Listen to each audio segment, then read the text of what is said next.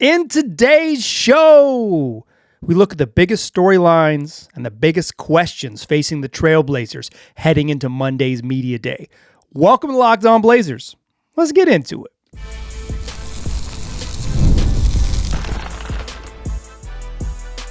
You are Locked On Trailblazers, your daily Portland Trailblazers podcast, part of the Locked On Podcast Network. Your team every day. What up, world? It's your past first point guard and Trailblazers reporter, Mike Richmond. Listen to another episode of Locked On Blazers, part of the Locked On Podcast Network, available wherever you get podcasts and also on YouTube. Thanks for making this show your first listen. Coming at you each and every weekday, Monday through Friday, so make it a part of your daily routine, make it your first listen, and tell your friends to do the same. It's Locked On Blazers, your team every day.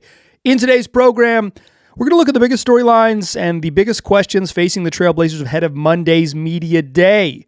The season begins next week. Let's go! I'm happy for basketball to be here. I'm happy for the season to be back. Not only did the Trailblazers have Media Day on Monday, but pretty much every team that hasn't already had it because of some early preseason starts. Everybody in the league is going to launch on Monday. Like, It's all going to be here. There's the season will be upon us. It's a really fun time of the year. Legitimately a fun day.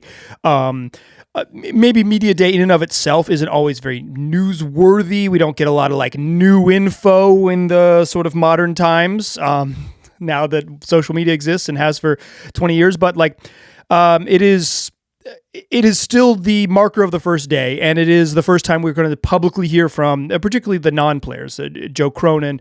We hear from Chauncey Billups basically every day of the year, and kind of get a sense of where the team is at in a sort of formal setting, in a way that in a publicly formal setting.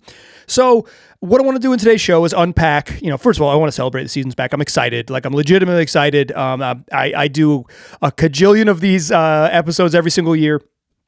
But the off season just isn't as fun as the part when basketball happens. So I'm ready for it to happen again.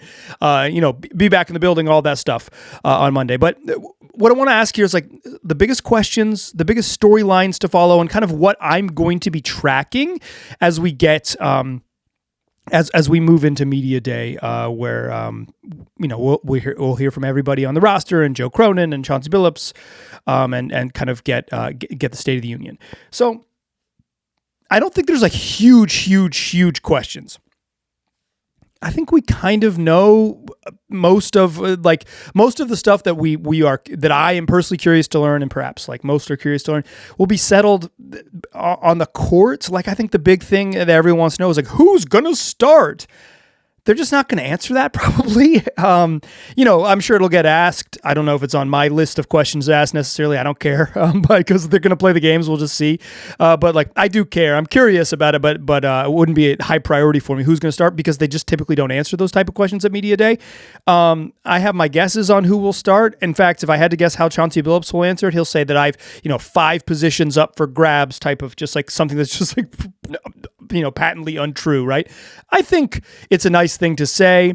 I think he even might in some ways mean it. All the positions are open, right? Because Chauncey is somewhat open-minded with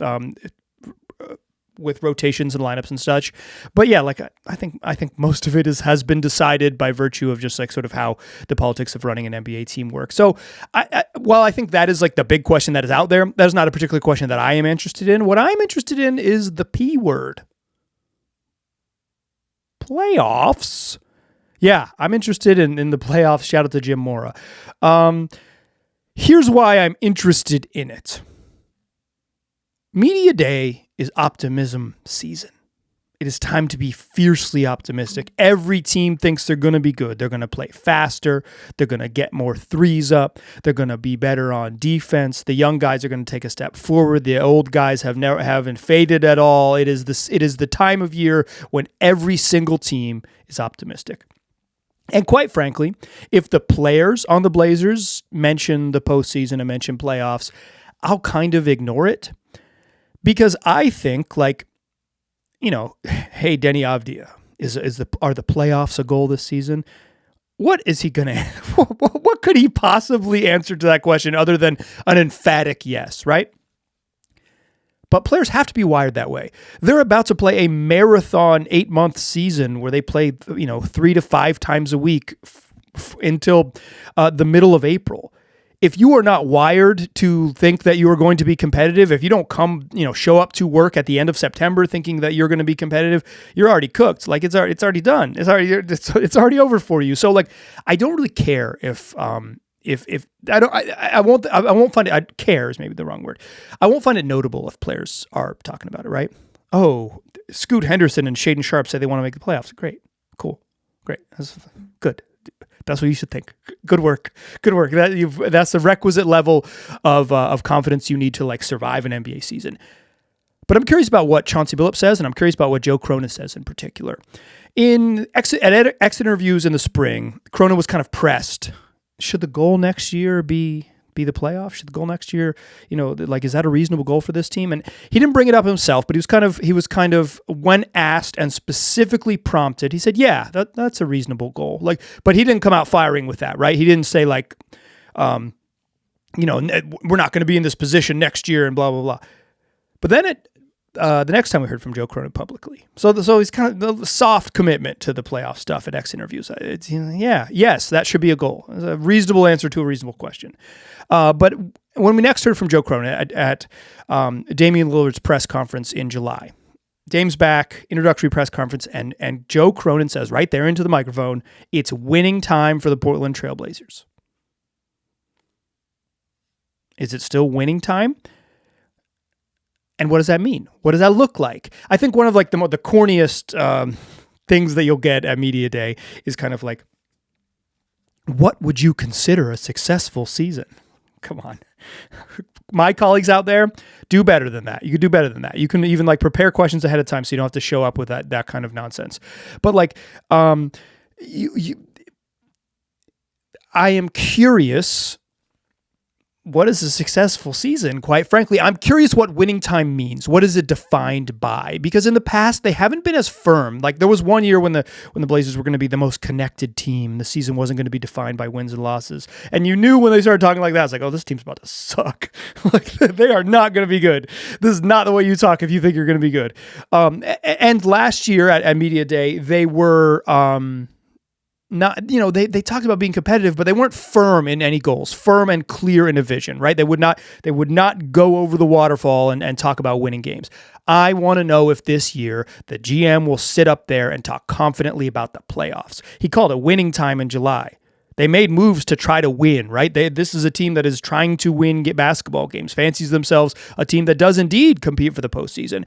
But believing that you can get there and saying it on wax are different things. Because when you say it once, oh yeah, okay, that's a notable quote. When you say it a second time, when you back it up again, and you start to make it a thing that they talk about, a talking points from the team, that's notable, right? Because obviously, I think they're going to come in with confidence, and I think this is going to be a fun season. I think the Blazers. I'll talk about this at the end of the show. Like I'm more excited for this season than I have been in a handful of them. It's been a while since I've been like as intrigued heading into a season as I am about this one.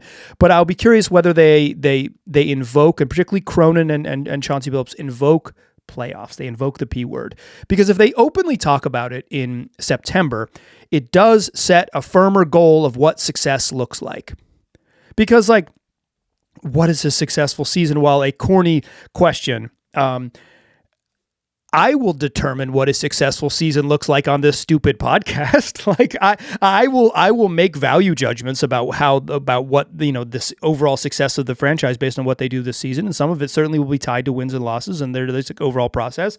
So I'm curious what they say. Do they stand on business and say, yeah, it's winning time, we expect to be a playoff team, or that's a goal for us, we're going to openly talk about it, we all are talking about trying to be a playoff team, or do they soft pedal, they pull back, they say because there are times when Joe Cronin will he will not be as firm in those questions. He will just kind of weasel his way out of giving a firm answer, which is like kind of the job. I don't.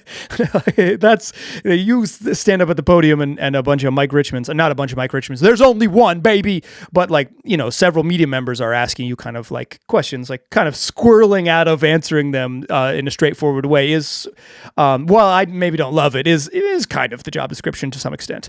So So I'm curious about that. Do they state their firm goals and their firm visions? Do they talk playoffs? And does optimism season have like true defined edges? Do we get something with true defined edges, or is it just, we want to win and be good? Because if you want to win and be good, congratulations, you can win and be good. I'm happy for you. The other thing I'm curious about is, does anyone break the facade? Because it's optimism season.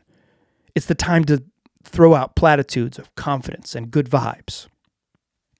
Does anyone break the facade?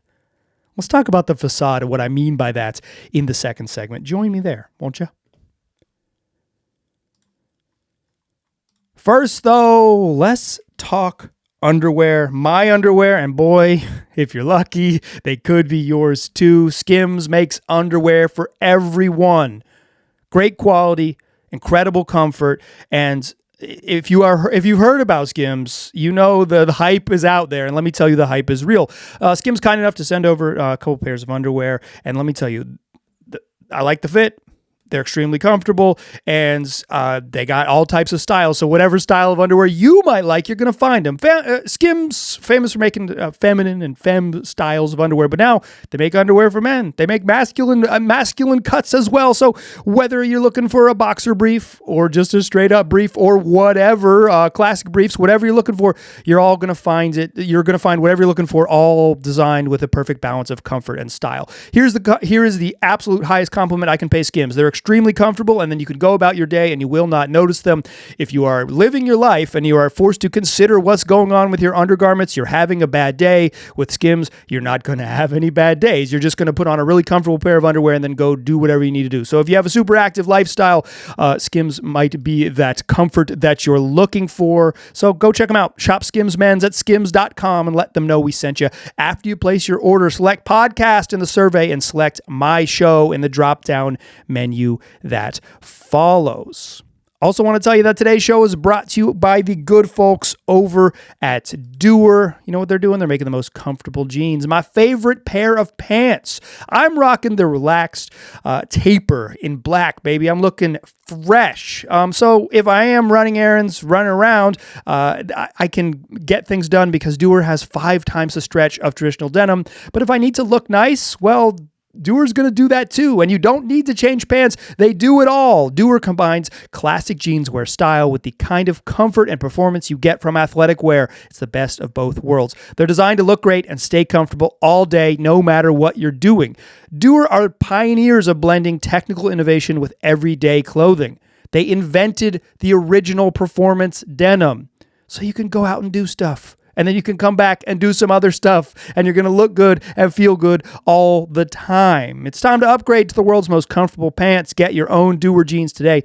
I know you'll love those too. And DUER are opening a new store right here in Portland on Northwest 23rd. In October, check them out at 820 Northwest 23rd Avenue. This is the new era of denim in Portland. And you can mention my promo code LOCKEDONPortland in store to get 15% off your first order, or check them out online. Shop DUER.com/LOCKEDONPortland for 15% off. That's shopDUER.com/LOCKEDONPortland. All right. So I mentioned that Media Day's optimism season, right? Everybody's in the best shape of their lives. They're incredibly confident. This is about to be a great season. They're feeling really good. Everybody's been in the gym all September long. We've had 9 of our 15 guys in every single day. And in the last 2 weeks, we'd had everybody in the gym and everybody's committed and bought in. I know. I know. I've done this enough. In the decade I've been doing this, I know. So I am curious about the borders of that optimism, right? The firm borders of that optimism. What does that look like? Do you get edges? Does it get a little texture? Do we start to know do people put a name on it? An address, I believe Chauncey Billups once called it. The other thing I'm curious about is, does anyone let down the facade? It's the time of year. You mostly get positive guys. Like, everybody's in a good mood. That's one of the best parts about it. Is like, sometimes when you do interviews during this NBA season, I'm gonna let you in behind the curtain. The person that you are talking to, if you are me and you're talking to a NBA player, they won't talk to you. They don't want to talk to you. But at Media Day, you rarely get anyone who is like, I don't want to do this. Maybe you get at the very end of the day someone who's signed like a cajillion autographs and taken so many of the sort of like let's go type of videos that they're a little exhausted. You might get a little that, but they're not like, they're still in a good mood, right? Spirits are high. It's like it's got a real first day of school feel to it. It's kind of what makes it fun. Is that first day of school feel? Everybody's back, and it's to see their old classmates and their new classmates and show off whatever they did over the summer, right? But I'm curious if anyone breaks the facade, if anyone gets beyond the sort of that positivity, that sort of early film of just like, feel good, feel great, can't wait to get started, let's go. Like, does Scoot Henderson share an honest outlook of what it felt like to have the team sign 2 30-year-old, veteran, proven guards, right? Same with Shaedon Sharpe, although I'm less... I have less anticipation for Shaedon Sharpe, like sort of opening up in that sort of public setting in an interview. It's just like not who he is. But like, does Scoot share an earnest and honest outlook? I know he is capable of just saying the right things and keeping it moving, but there is part of me that wonders if Scoot, if the facade breaks a little bit. Throw him in the same boat. Last time I heard from Jeremy Grant, he was miserable. Exit interviews in the spring, Jeremy Grant had the shortest of pretty much anyone on the roster, spoke for about 3 minutes, and was miserable, was the end of a really rough season for him. It was the first time in probably a half decade on a basketball team that he felt like he wasn't prioritized anymore. That's me reading into it more than anything he said. But he was miserable. There was a dude who was just not in a good space. He just wasn't positive in that interview at all. Jeremy Grant's a pretty chill dude. He's a pretty zen dude also. Like, in fact, he is someone who I would talk to in the locker room regularly because he just is pretty even keel. And so even when the Blazers did have bad nights, he was someone you could talk to and kind of give you like, and wouldn't be like, would be a calm enough person to discuss that you could talk basketball with, even when like the game is sort of gone awry. This is like conversations that don't happen at the podium because they don't bring guys out of the podium when stuff goes wrong, right? But Jeremy seemed a little bit like he was a prisoner in that moment, right? Like he was a little bit like stuck here. They've moved on to these other young forwards who are just straight up better than me and blah, blah. Does Jeremy let down the facade? Does he admit where he's at in terms of feeling like he is, what level of the plan he feels like he is, and does that level of the plan feel like something that he's invested in or can invest in, right? I'm sure he'll be in a better mood on Monday than he was when we heard him in April, but I am fascinated if the facade breaks, right? Because I don't expect it to, but if it does Scoot let us in? Does Jeremy let us in? What about Drew Holiday? He won't. He's too good at media. He's too smart. He's too good of a talker. Like he's just too good at the job to let us in. But would Drew Holiday really let us in and say, yeah, I mean, I don't want to get traded here. Are you crazy? like I've played on teams that won championships the last few times I changed squads, and I don't like this team isn't that. Or would he go the other way and let us in on the facade and say, you know what, I was that way, like that was my initial reaction, but now I feel like I've moved on to another place and I'm approaching it differently. Would he be earnest and honest in those ways? Would he break the facade? He won't. He'll say the right thing. Drew Holiday's going to say the right thing. I know he will. I'm curious about Rob Williams. How much does he, he's going to project positivity. He's actually fairly honest, even in these media day settings. That's what I really like about Rob is I feel like you don't get any BS with him. But he has had a really, really tough stretch in Portland that followed a tough stretch. Just getting healthy and getting on the court. Even in this last season in Boston, like it is since 2022 and their finals run, it has been a long road for him. Just no doubt about it. It's been a long road for him. Does Rob let us in? Does he instead of the sort of fierce optimism and stuff from that you typically get from media day? Does Rob Williams, is it a reflective moment? I'm curious about all those things. And in some ways, those are like, do guys say the bad stuff? Like that is kind of what I'm saying here. That's kind of the person I am, right? Well, will people admit the challenges? But I also think that's what makes this fun. That's what makes doing this fun. That's what makes reporting fun, right? Like a lot of what I do in this space, quite frankly, is aggregating, right? Someone else reports the news and I pull it together and tell it, give you some perspective on it and provide, the my sort of perspective that I can from being around the NBA for as long as I have and doing this, being around the Blazers as long as I have, right? But I think what makes basketball interesting, covering it interesting from a reporter's perspective and from a fan's perspective as well, is like having these guys become whole humans, giving them 3 dimensions, a 4th dimension, a 5th, I guess, too. Making the people you root for on the basketball court, having them become whole figures, whole humans, whole people, right? And I think some of that, some of what makes us whole is dealing with the stuff that we don't like. I can't believe they brought back Dame and Drew. I'm the 3rd pick in the NBA draft. I can't believe I'm the 3rd forward on the team and Denny and 2 have leapfrogged me.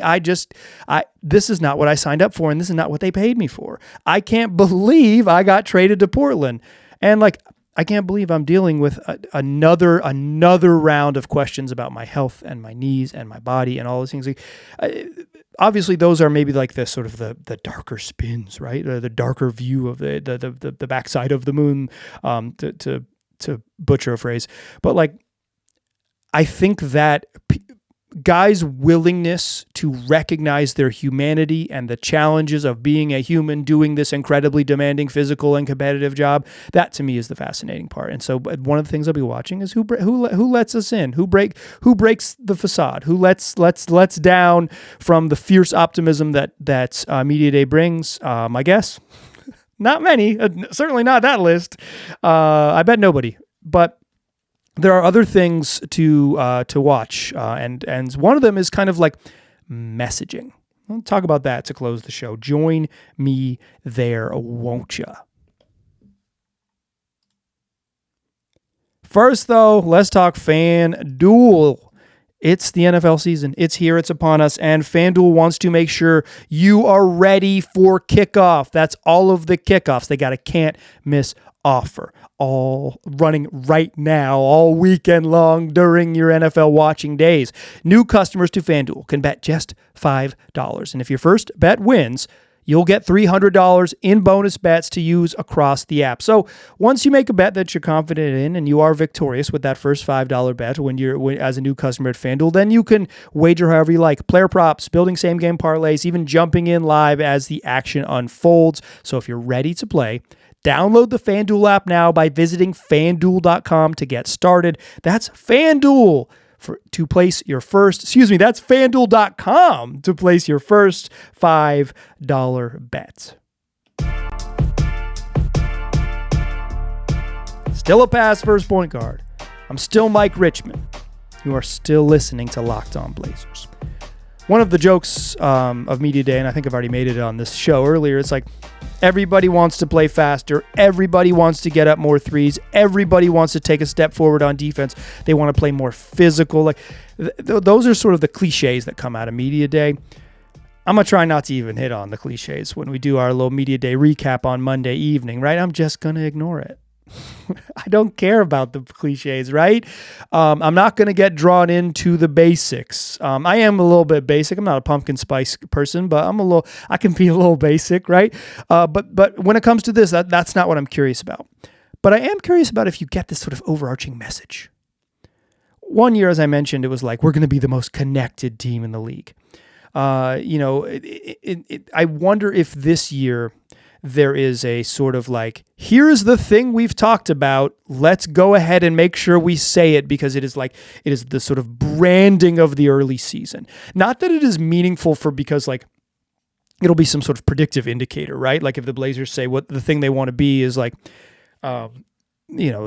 what's the thing that the Miami Heat wrote in the paint? Like the toughest, meanest, like if they just start repeating that type of Heat culture nonsense, like if they have something like that, I don't think it's important because it'll be like, dang, this team's all bought into the messaging that because they've been having practices. Let's be honest. The difference in practice last week at the Blazers practice facility and this week is that one, the dudes who don't live in the country, like Denny Avdia, probably is back in America, and two, now you can get fined for not attending. But let's be real. They were practicing. They're having their little mini camp prior to media day. It's like they're having little informal practices. And by that, I mean, it's like everyone needs to be at the gym at 10 a.m. We're practicing. But if you don't attend, you cannot be fined. They cannot punish you via the CBA for not attending because the season hasn't technically started. So like, let's be real. They've already practiced. So some of this is like they've talked and gone through stuff, and they've all been getting after it. So what I'm curious is there sort of like a overarching messaging, and particularly like with like specific vocabulary, right? Is there language, a shared language that they're all using, sort of that becomes this theme or something for the season, the most connected team type of thing. And why I say it's not like predictive, because like say they like we want to be the best, our goal is to be a top 5 defensive team. We're going to be the toughest team to play against, right? Nobody's going to want to play against us. I think that is more important because it's how they envision themselves as opposed to what they're actually going to be. What they're actually going to be is on the court. Like, that's the fun part. You get to see it play out, right? But how they envision themselves, particularly early in the season, is I think telling, because it is a thing not that you point back to and be like, yep, they had it figured out at media day, but it is a thing you point back to and say, this is who they thought they were. And then we get to find out who they are. But it's not even thought they were. This is who they hope to be. This is the team they are projecting onto us, the public, that they hope to be. And I think that is pretty interesting. It's kind of like what if they're willing to talk playoffs, if they're willing to put firm boundaries on winning time. Do they have a sort of phrasing, a messaging that is like an overarching message that kind of becomes their guiding principle of the season, that is like organically gets mentioned by a bunch of guys and maybe Joe Cronin and Chauncey Billups, not like prompted by some reporter and then people like, oh, they all mentioned it. It's like, yeah, well, they got asked. That's the other thing I'll be watching. The other thing I'll be watching, and this is like the thing that I enjoy most about Media Day, is the fun stuff. The fun stuff. Like, the way Media Day works is like they kind of corral all the reporters into one space, and then like we're kind of not allowed to leave. They'll have a little bit of food for us. They'll have some snacks and some coffee, but like it's in one room. It kind of bounces around where on the campus it is, but it's like it'll be in one room. But so you're not like, it's not like I'm walking through the Media Day stuff and like watching guys take pictures. That's like, I think, very specifically foreboding. I know a funny story about some media members, I believe foreign media members, who like tried to do that and were escorted off campus. This was maybe 5 years ago, so I'm not going to like, I'm not saying I'm going to like see behind the scenes, and that's not how it works. Okay. Not how it works. But I am curious. You do get to see some non-microphone stuff and some little interactions that don't make the microphone, or even some that do. And you get, not like, oh, this like great sense of this person's personality. They're little sound bites, but they are fun. And it is a reminder that doing this job is fun. It's a reminder that like, some of the reporter player stuff is very transactional, and these moments that aren't transactional, that are just like, oh yeah, they're being silly, or like one dude is waiting on the other dude to finish and he yells from the back like, hurry up, and you kind of get those moments. I think that's the fun part of Media Day. I don't expect it to be newsworthy. I don't expect anyone to break the facade. I don't expect them to put firm goals. Like all the stuff I talked about the first 25 minutes of the show, I don't expect that to happen. It's what I want to happen. It's what I'm looking forward to. It's what I'm curious about. Quite frankly, it's maybe what I will try to sort of guide some of the questions I ask while I'm there about. Like I'm gonna ask the questions I want to know the answers to. That's kind of how I approach the job. But like, I think those little moments where you get to see these guys have fun and be humans because they're back at their first day of school, that part of it is fun. And also this, I think this is the most positively anticipated season of the last half decade. I don't think it's particularly close, in part because the first part of that little time frame was when the world was drastically changing and just like life was less fun, and the relationship to us and the public world was let's call it significantly worse. So like, I think one of the reasons, like, I'm excited about this season, not because like I'm getting my pom-poms out. I don't even own pom-poms, but because I think in the past, the sort of unknowns with the Blazers brought a sense of like, oh, okay, that's like a little bit of like, well, that's not going to work. Like, oh, what do they do if, and you kind of, start to fill out your sort of thoughts about what would happen in this situation, and all of the unknowns about who's going to do this and who will be this. all of them were met with kind of like, from my personal perspective, there was just an overarching cloud of like, I don't know if dread was the right word, but skepticism, like heavy skepticism. Like, well, okay, well, they're not going to be very good. So like, or they're going to tank, or like, they're just too young. Like all the obvious things, or like, Dame is, those last seasons, like Dame is still here, but they just haven't done enough to be competitive with him. And so like, it just feels, there's just like an anxiety around like, just the whole situation in general for the last couple of years of the Damian Lillard era. Now that he's back, it was only 2 years away, but like, it's very different. That's very different, now. And I think what I mean by different is like, when I think now about the uncertainties, maybe an optimism isn't like the right word, maybe, or perhaps too strong a word for how I personally feel, but like real intrigue, right? It's like, what's Young Hansa going to be like? That's pretty fun. Like, how much does Drew help the young guys, both as a basketball player and as like with the soft stuff? Like, how involved, because Dame is at least early in the season going to be very, very like animated, involved in the bench. Like, how much does Coach Damian Lillard seem to like be a force for these guys? And what is his sort of level of involvement and impact and all of those things? Like, that'll be fascinating. How good is Scoot? How good is Shea? Like, did Denny take another step? All of the, in a way in the past seasons where it's been unclear kind of what their goals were. I think this year, at least, there's not going to be any BSing. Like, they're going to play it out straight to the end and try to win basketball games. They did last year as well, until maybe like the final week when they kind of like decided, we'll put a artificial minutes cap on our best players and maybe not worry about it too much. But like, they're not going to BS this year. There's not going to be shenanigans. They're going to play it straight up, and they played well enough at the end of last season that you feel like they won't have this like massive learning curve to begin this season. It just feels so much more intriguing. It feels so much more. This season is so much more intriguing because you think they're going to play. I think they're going to play competitive basketball. I don't know how many games they're going to win, but I think they're going to be competitive on most nights. Hang with anybody for the most part. And then maybe we'll see what the offense looks like. Maybe that won't be true when we get into the season. But like, part of the reason I'm excited about Media Day is to get to the other side.